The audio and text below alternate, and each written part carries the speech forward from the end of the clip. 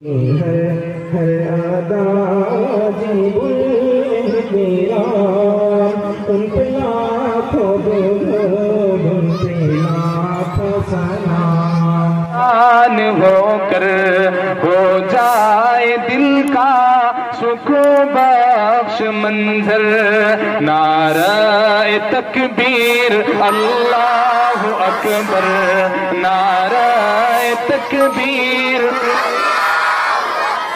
نعرہ تکبیر اللہ رسالت کا نعرہ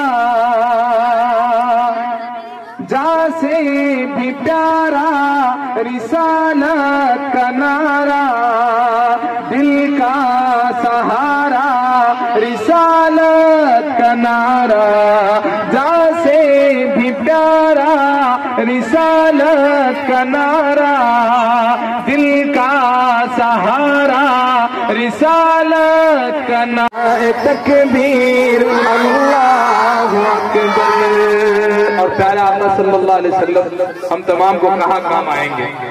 شاعر لکھتے ہیں کہ میزان پر کام آئیں گے آقا۔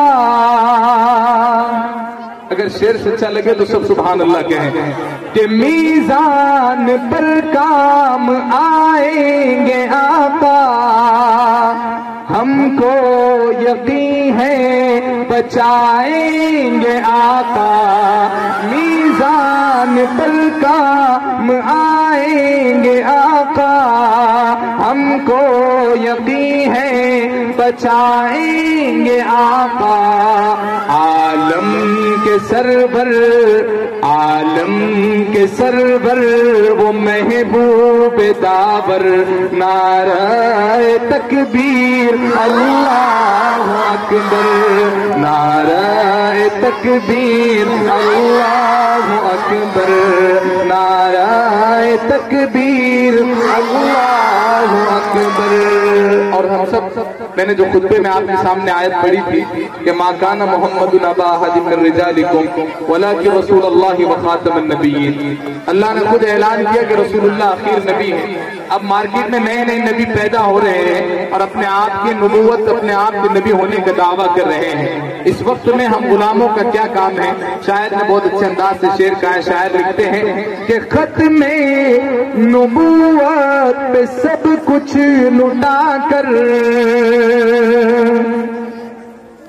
ختم نبوت پہ سب کچھ لٹا کر میدان میں آ کر لہو میں نہا کر ختم نبوت پہ سب کچھ نعرہ تکبیر اللہ اکبر نعرہ تکبیر اللہ اکبر نعرہ تکبیر اللہ اکبر۔ بہت اچھے عبد الاسرار صاحب، بہت خوب ماشاءاللہ۔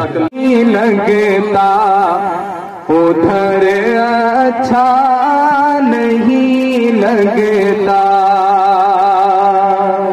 ادھر اچھا نہیں لگتا ادھر اچھا نہیں لگتا مدینے کے سوا کوئی سفر اچھا نہیں لگتا مدینے کے سوا کوئی سفر اچھا نہیں لگتا۔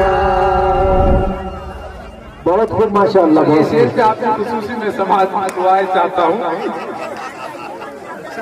بسے رہتے ہیں آنکھوں میں مدینے کے حسین منظر۔ شعر سے اچھا لگے تو شعر مکمل ہونے کے بعد تمام لوگ سبحان اللہ کہنا۔ جو لوگ مدینے سے آئے ہیں، قاری مدثر صاحب، حافظ ارباز صاحب ریسنٹلی مدینے سے آئے ہیں، شاعر کیا کہتے ہیں سنیں کہ بسے رہتے ہیں آنکھوں میں مدینے کے حسین منظر وہاں سے لوٹ کر آؤ، وہاں سے لوٹ کر آؤ تو گھر اچھا نہیں لگتا، بہت خوب ماشاءاللہ، بہت خوب، لوٹ کر آؤ تو گھر